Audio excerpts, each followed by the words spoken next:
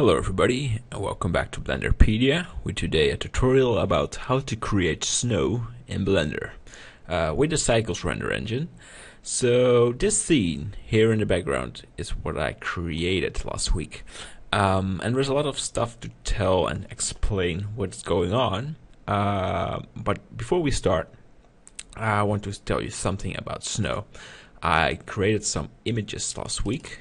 I showed it right here, and I needed some inspiration, so I got outside and there was a lot of snow, and I wanted to know how snow is reacting on objects and the nature and the street.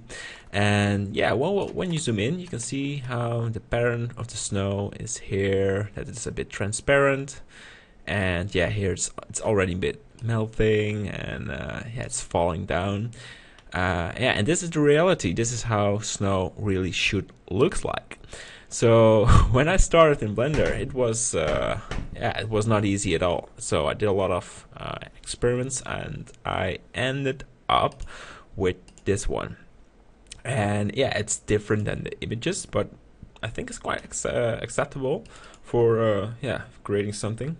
So this photo, I really like this one because the green grass is growing through the snow and gives a very nice winter effect. So it's not just totally white.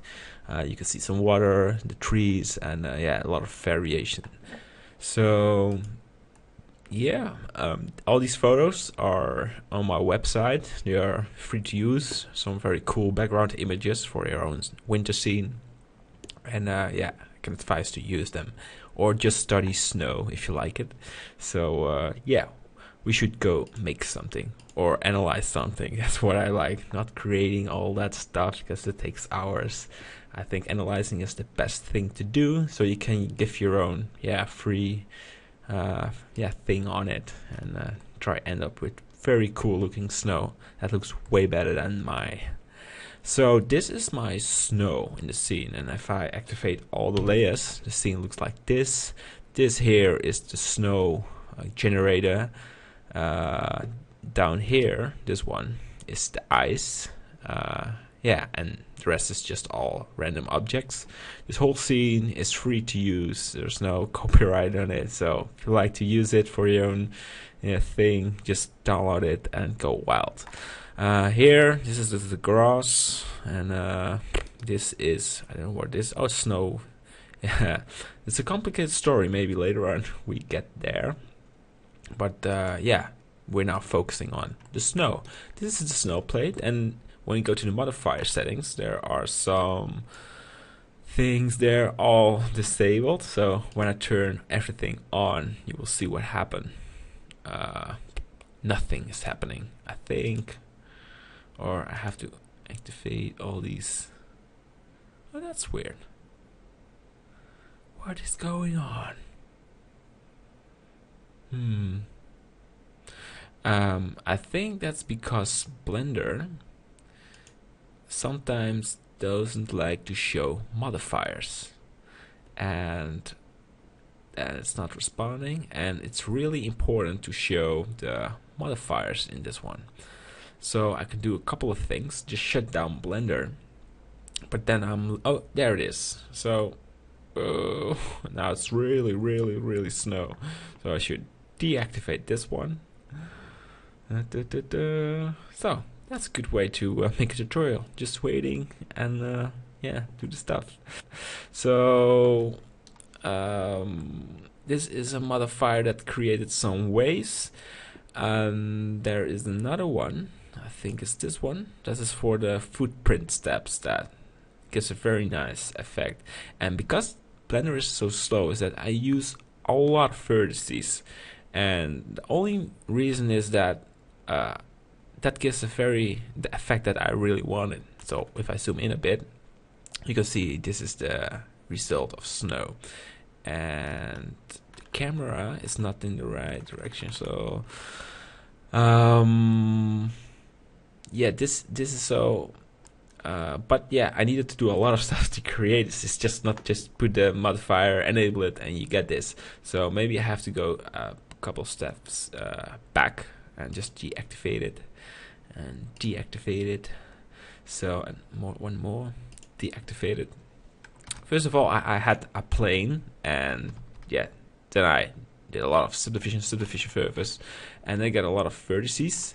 And maybe you think, yeah, Rob, that's not the way to go. But I think for me it works out. And the reason I get this really strange, shape is because my camera angle was like this, and then I removed this the rest around it, so it was acceptable. And then I projected. I don't know where that one is.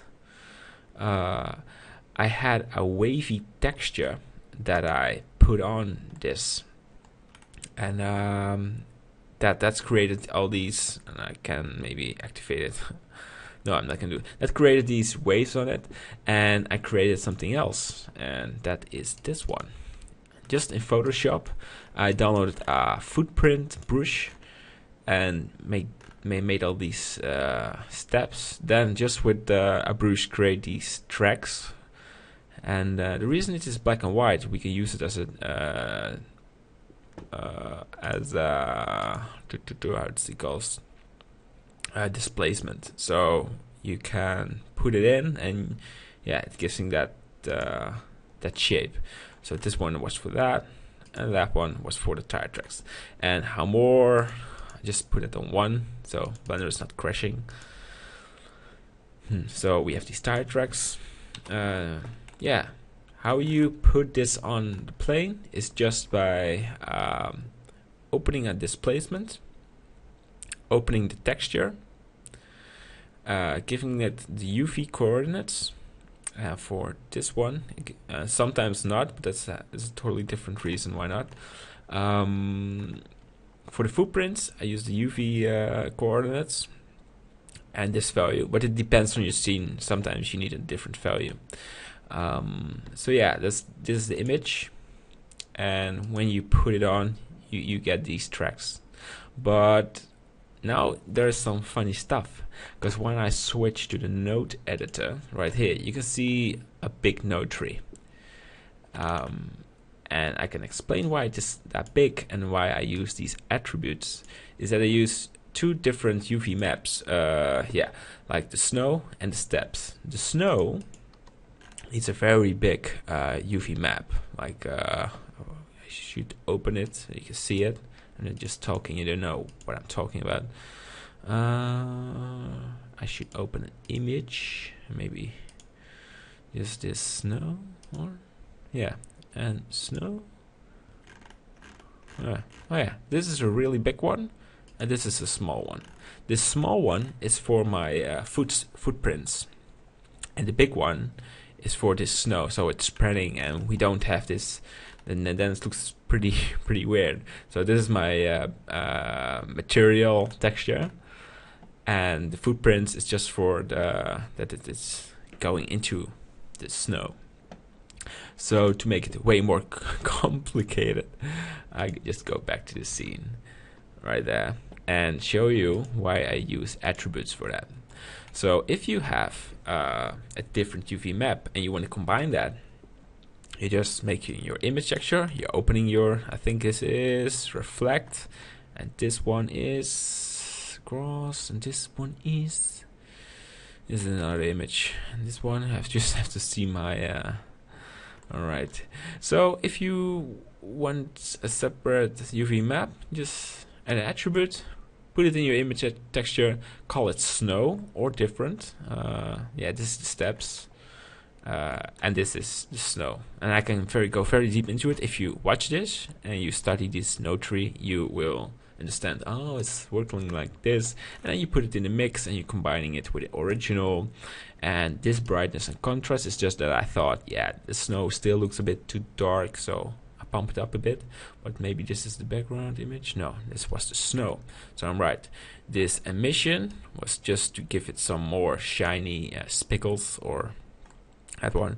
And the translucent node is because when I hit render without this one, the snow really looks like, not like plastic, but it was not, you couldn't it was just very thick and there was no light shining through it.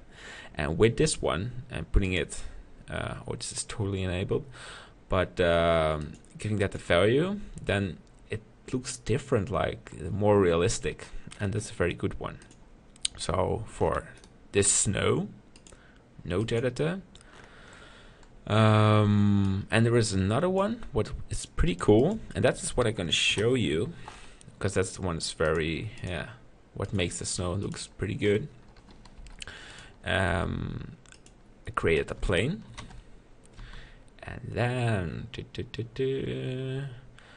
subdivide it a couple of times like this, and I just choose some random vertices like this. Just want to explain you the cool new things that I discovered, and the rest is all just it's not the big deal to find out. Oh, don't remove them. Oh no, G, yeah, that's what I want. Just very gentle. Let's put them up like this, and it's smooth right now. We're giving this object material. Yeah. So this is just white, giving it a UV map, project from view, UV. And what I want to do right now is this texture, this one, I'm just putting this black to show you what it is what I'm putting on my object and used as a displacement, and that gives a very funny effect what we can use for creating better looking snow. So where are you? Reflect. There you are. I have two different versions. The reason is that I don't want to do the same. Scale that a bit up. There we go. Pretty good. And if I go to the note editor, I'm opening that image. Open, reflect, add, color, mix, and for the displacement you should make that multiply, or else you won't see it very good. I'm making that 1 just for the maximum effect, and what I do is I just want to show you what happened with this snow plate. Without, it looks like this. This is what we try a lot when we create. Oh, first we need to put a lamp in the scene. Where is the lamp? Where are you? I'm losing you. Oh, there you are. And I should put it. Huh? Oh, the new blender is really. This one is not what we need. Just have to find it. Oh yeah, it's that layer. Okay, put that one. Go here. Right. Oh, not good. Don't like it. So anyway, we're back. Render it with the snow, with the sunlight. So this is what happened if you just create a plane with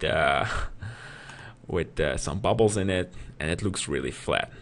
So I created this displacement, and when I turn that in, it's giving that cool looking effect.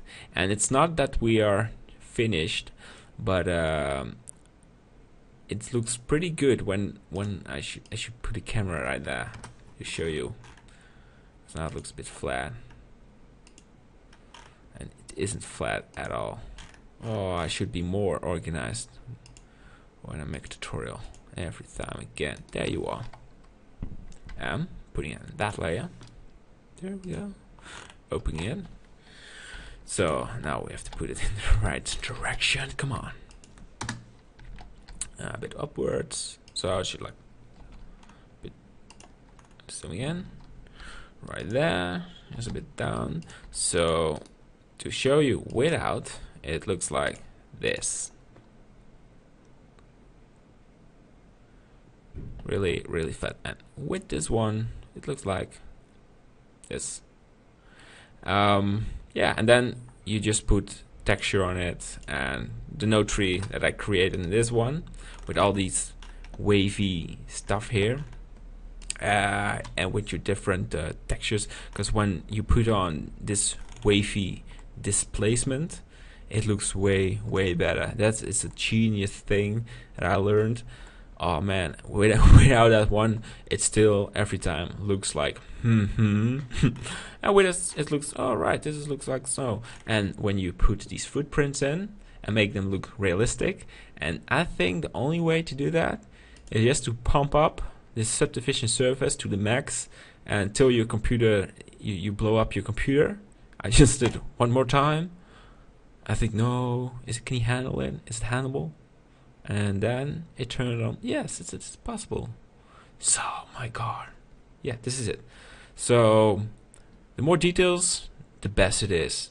And yeah, it worked out for me. And if you have something that is better, tell me. Because, yeah, you need a very fast computer. But yeah, if you don't have a very fast one, you can use 2. And if you have one from the 80s, you can use 1. And that also looks good. But yeah, so yeah, some more. Yeah, what can I explain about this? I tried it in the tutorial to start from 0 to this one, but this one is not really a stable shader. So I really can recommend just use this one, this node tree. So we have the basics with the displacements, and then try to experiment. And this one is only for the green stuff, green grass underneath the tracks. So everything is white, but the tracks are green. So, and that looks, yeah, you can't see it anymore because the grass is growing. But yeah, this is just a nice effect. So that is the snow shading. Pretty cool. And it was really fun, but I think there are thousands ways to create snow. So, but this is a downloadable file. So open the blend file and discover how the shading works. And you think, oh, yeah, it looks like this. All right, seen that, done that. Next. What else to explain? Well, there is some more cool stuff, like the roofs. In the final image, and I have to go back to whip snow image file, blah, blah. Anyway, what I wanted to create is that I have that roof texture on my building, but I want some snow on it, but not all totally white, just that it is stopping right there, and then just a bit more. And also for that one, I created a snow roof texture. Where is it? Reflect. Step, give me some seconds, because it should be somewhere. Tree snow in the step mask. It's just disappearing. Oh my god. Oh, snow roof. There you are. Yeah, so this is also created in Photoshop. A lot of white stuff right there, and then just less. And I get wild with the brush right there, and then just a little very gentle right there, and then it looks like snow. So I could recommend that one. And putting that on the roof is, I think, the easiest thing you've seen in life. Just go to the node editor. You have your random image, so image, diffuse, and then normally it's in the surface. But to create that effect, we have a mix shader. We have the snow roof. Put it in the diffuse. Yeah, of course it's in the diffuse. Put it in the mix, and these two things together create this image. So, and I use that one for all the buildings, and yeah, this one is a bit stretched, so I'm not really happy with it, and it looks a bit reddish. Maybe there's it's because it's translucent on it. Yeah, could be. But yeah, oh yeah, I didn't told you about my ice things, and there is one reason I'm not explaining that, because they are failed completely. I used some gloss shaders, and I thought, yeah, that looks like ice, I'm genius, and then I put it in the scene and it looks like shit. And yeah, this image took me around 30 minutes, and I wanted to create this tutorial. So yeah, that's a big failure. But something else to explain. Oh yeah, that's cool. When you have a building, and not these buildings, because the chance that you create a scene with these medieval houses is, I think, 0. But maybe you have a building with some plateaus on it, and you want some snow. There is a very good one. So when you have a nice snow shader, you can use this for everything. So you don't need to create for everything one apart. And if I'm selecting it, and then you can see it everywhere. So this one. But how did I create it? It's very easy. So what I mostly do is just select the object. Oh, this is really not the best one. Why I'm choosing it, I don't know. I should stop making tutorials. This is something so lame that I'm choosing the wrong object. So I get so sick of myself. P, selection, and selecting it again. And using some lines with more details. And yes, we should do that because we go sculpt. Yeah, well, not 3, so you shoot 4, 5, no, not that really much. So we have this one. So already, yeah, I make it a separate. We go to the material, remove the normal one, create a new one, and my snow material is snow 2. Don't ask me why. Oh yeah, it's snow 001. Now my normal snow, yeah, okay. To start again, I've got 2 snow shaders. One is for the ground, and that has a different translucency value than these ones. Because when I use the translucency from the ground, it's totally transparent. It's not what we want, so I choose between translucency value, what was not very effective. So, and that works out. That is snow 1. Done. Wow. Okay, and then we have this object with snow. But yeah, if we put it just on that one, it looks pretty weird. So I'll make that smooth, and then the magic sculpt. And my computer is crashing because I'm using the wrong one. Normally it should work. Oh yeah, that's right. Then you go a bit wild and just and then it's object. Yeah, the reason I go so fast is that it's not really the way. It is the way that works, and but you should just experiment with that. And this looks really too much, but this one is more gently, and it works pretty good. And that's what I do with every flattened roof, because it is not realistic to. I've got more image I can show you how it looks without. This one is without, so. Yeah, there's a lot of snow, like like an Armageddon scene. The world is almost lost, and there is no snow on the puddles. That's not really realistic at all. Also, no snow on that one. So in this final one, I put it on, and it looks way better. So here's also snow. I even put it on this there, and it's even there. So I've got a good eye for detail. So showing you a couple of more. So this one, it was just I just selected these think only these 8 vertices. Am I doing it right? Totally not. So I'm just doing it more the hard way. Shift D, P, selection, making that a bit wider. And it was the same. It was creating some lines. Then I thought, yeah, it's great. Remove the normal material and create and put on the snow. Not the snow one. There we go. Make that smooth, and we go to the sculpt and get a bit white. No, this is not what. It's too strong. Just like this. Yeah, because snow is not really flat. So that's how it is with that one. But sometimes there is not an easy shape. And these shapes, I go to the object mode, are, where did I put you? Where are you? Oh man.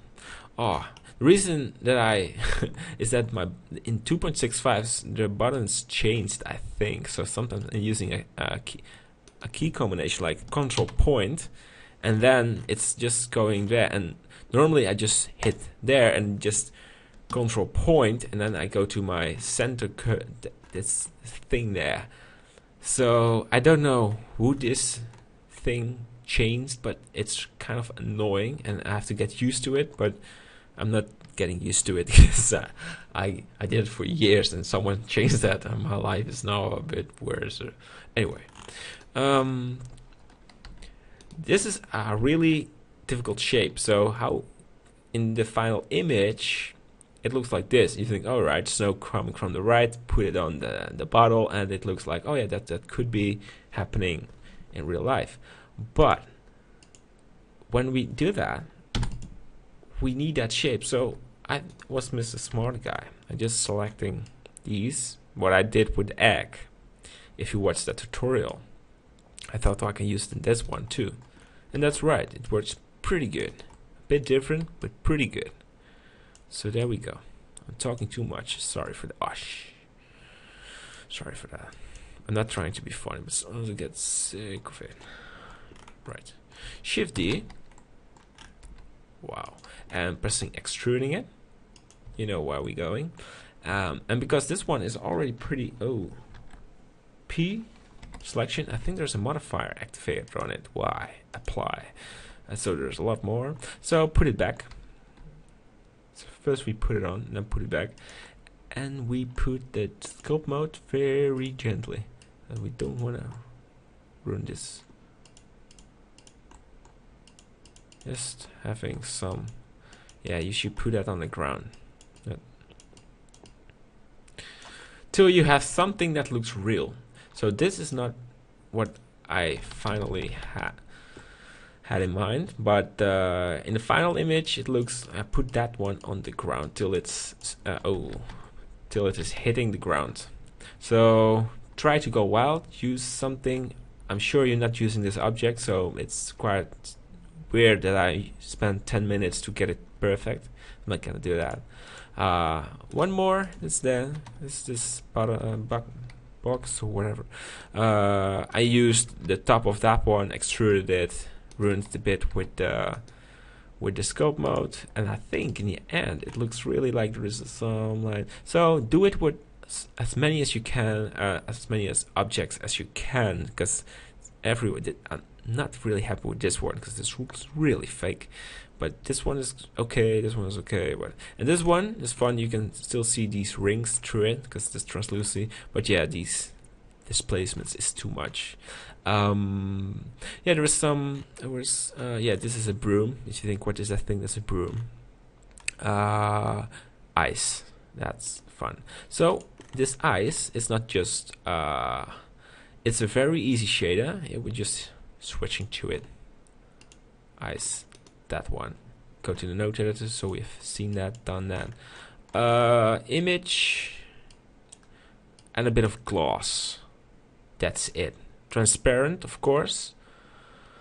Transparent, so we can look through the ice and see some bricks. That was a cool effect. And when you use transparent, use an edge shader and some displacement for that's not totally looking flat.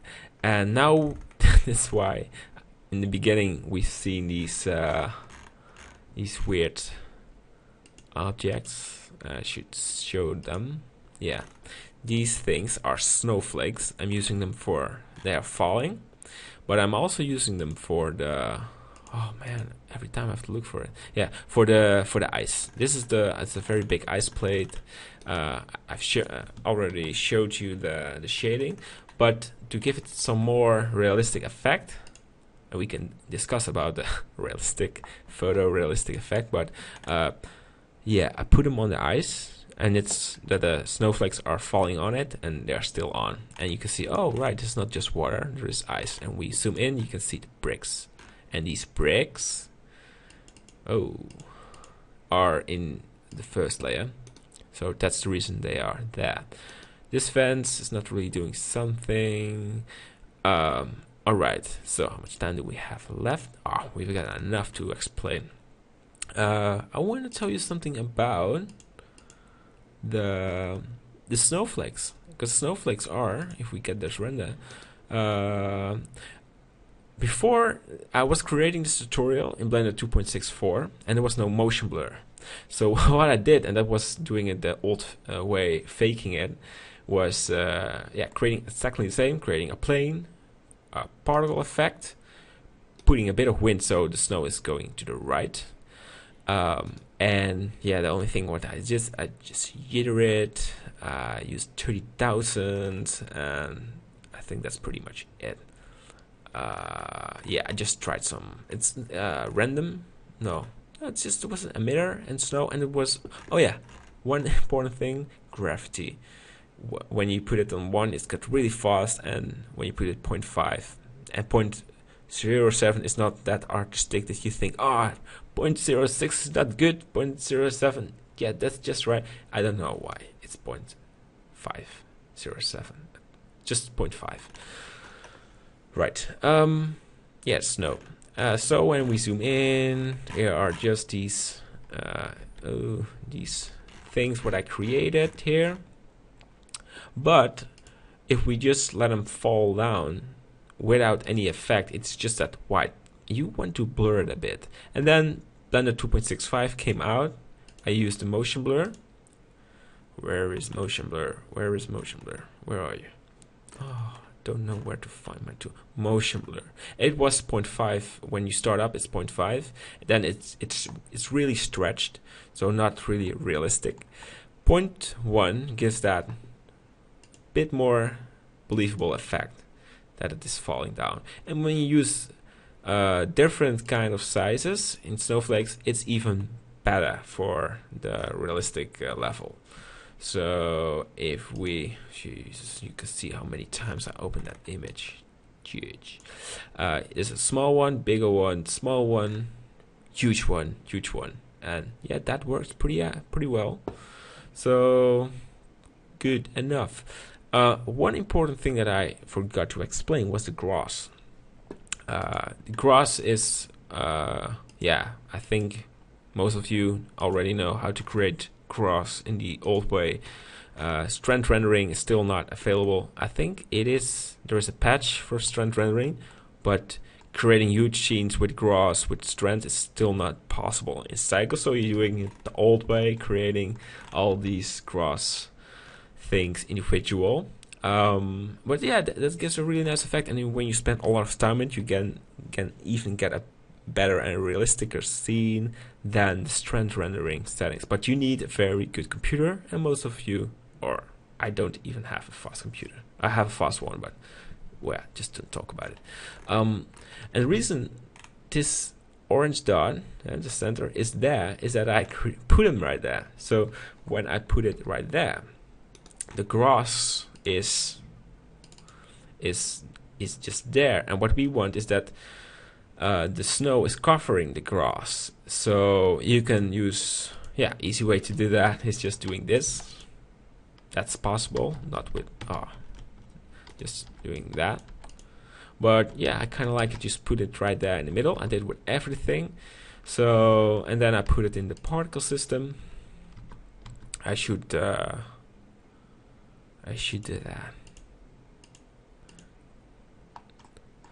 so we can see what's the grass particles.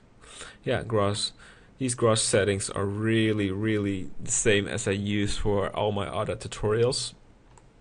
I'm not going into that, or just download my scene and watch the settings.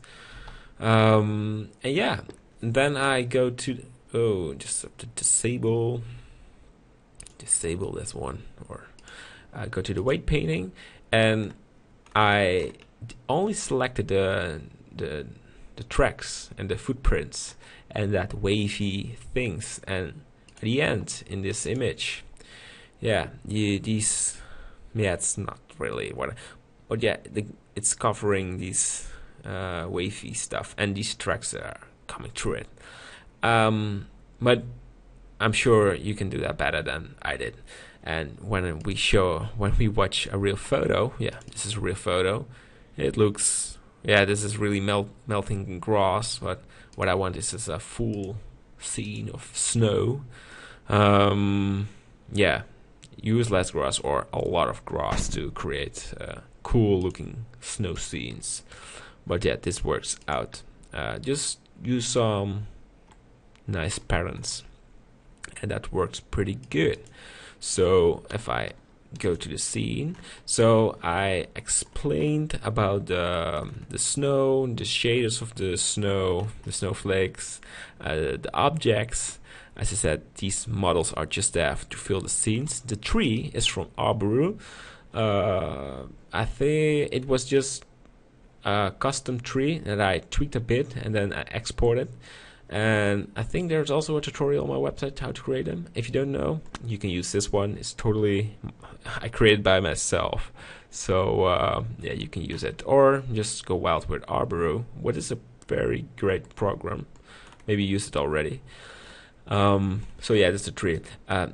Maybe this is something cool to explain.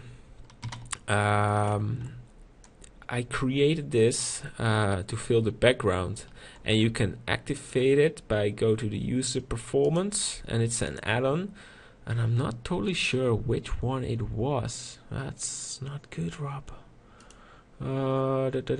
Sampling and landscape, that's the one. Activate and landscape, and when you go to add mesh, you can add a landscape. There it is. And the fun thing here is that you can choose whatever you want. The more details you want, or yeah. Whoa, just you can see what happened. Make it smaller, bigger, different. And I just choose one, and I thought, yeah, this is good. Flatten it a bit, and we're done. So yeah, there are thousands of possibilities with the ant landscape. Pretty cool feature. You should use it if you want to fill the background with something.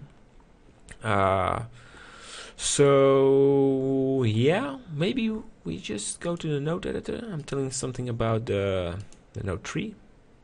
It has to load it. So if I only select, and this is pretty bad, I just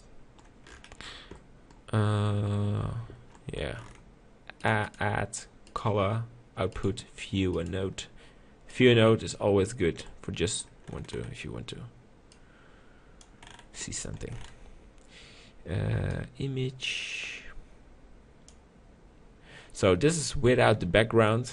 I used my own image that I took last week for the background. So without any effect, it looked like this, pretty flat.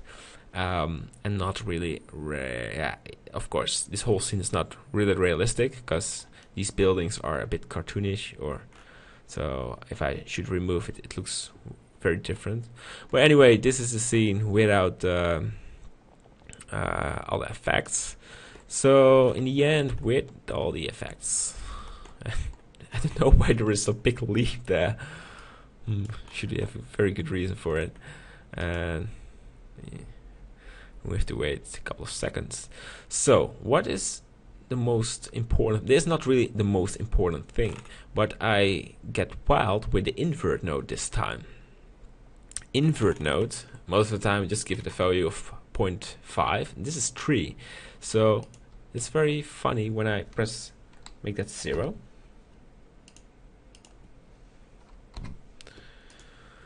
It looks like this. And I wanted to integrate these buildings not only with the bed but with the scene. So at first I thought 0.5 or yeah 0.5. Whoa, my microphone is covering my keyboard, and that's not good. And that's not good, right? So I give it a very small value, and then I ended up with this. I thought, yeah, this integration with the background and my buildings is so hard, and I didn't like. So I thought, yeah, I use 3, and then something funny happens. It gives that yeah, you can see this tree is totally now not believable, but I like the fresh effect of the blurry, and yeah, that's why I used it in the scene, and we can discuss about if it's good or not, because this tree is really having some problems with it, and I tried to fix that, but yeah, time was running, and yeah, it's a bad excuse, but yeah, that's why I skipped it. This one was for in my old, it still is there. They were snowflakes. I blurred it, I used as an add node, and then I combined it with a scene. So I had the same particles, but I had to use a different render layer, activate, had to open, yeah. It was way extra work, and with this motion blur, it looks pretty good. So we start from the beginning. What do we have? Multiply, we don't use it. Viewer node, we don't need it. Oh, now I'm ruining stuff. We don't need it. Every time when you select a viewer, the scene is just gone. It's not there anymore. So we have to wait. So right, this is the scene. Yeah, we've seen that. Yeah, brightness and contrast is just to that's a good one. When I push that to 0, you can see that there's a big effect on the background because it's just dark. And yeah, it wasn't really, so this is rough, and with 40 it's blending way better with the scene. So maybe 50 is even better. This hue saturation is not the point. Scale and translate is just to fit the background image with the render image. Yeah, we use a mix to combine the background image with the render layer. It's pretty normal. Yeah, explain the invert node with the multiply, and then we combine everything together. So the blurry, the background, and the render layer in this mix node. So I think you get the point. Then we get the lens distortion, always using it. If I use 0, yeah, it really doesn't matter. If I press 0, it looks sharper, and maybe it looks even better. No, it looks more photographer. A lot of people are like me using it to covering the bad models, like these ugly barrels, and you use that distortion and you think, oh yeah, that looks pretty good with these effects. Anyway, color balance is very important. Don't copy paste this one, because this is really my own. Yeah, it's funny to show it. Oh, go away. If we just ignore it, what for kind of effect this had? No, it's not really, because I think I didn't do anything. But so I think I put it back to normal, and you can see if you want to make it more fresh, you should use a bit more blue. This is more green. What I want is blue. But I always think that is a bit scared when using this color balance. It's a bit darker. This is what helps. So the fun thing about color balance is there is not really a way to do it. There are, of course, rules that you shouldn't make this green, because you think, yeah, no, don't do it. And you shouldn't make that purple. But I think, yeah, I know that looks really not what I want. But the rest is just, you have to make your own variation. Alright, this looks pretty good for my style, and then it's just good. So enough talking. Lens distortion, always using it, always doing pretty good. It's just, yeah, making the scene complete, I think. But don't use 0.7, maybe 0.5. So it's very gentle, black effect. Yeah, and of course this map value. Map value, my best friend, is putting some mist in the scene, so it's way more cool. And then, yeah, map value. You start with the render layer, creating a map value, and put it in a mix node with the old render tree. That's where it. Fun thing is, you can choose the mist. You can give the color. So in my opinion, purple wouldn't be the best match. You can see where the mist is. But yeah, we're just keeping that white. I don't want it. So yeah, combining the lens distortion with this multiply, then we end with the viewer node.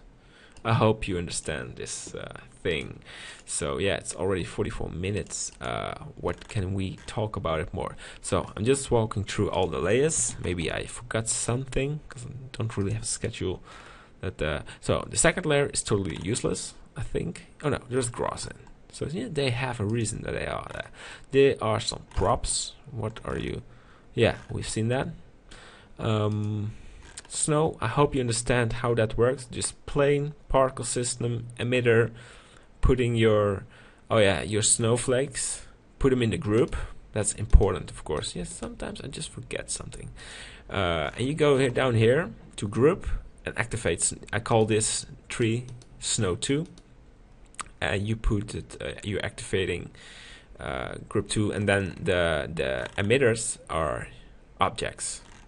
But yeah, that's not really hard to do. So, and then this wind generator values, not really important. I just try to put I experiment with the value. Just then I put it on 5, 2. I think, yeah, this looks pretty believable. Yeah. Snow. Yeah. The reason this is so flexible, you can do wherever you want. I hope you understand the things about the UV maps. If I go here, 2 UV maps, so you can create 3 if you want, or 5. It's really easy. Just with the, we go to the material.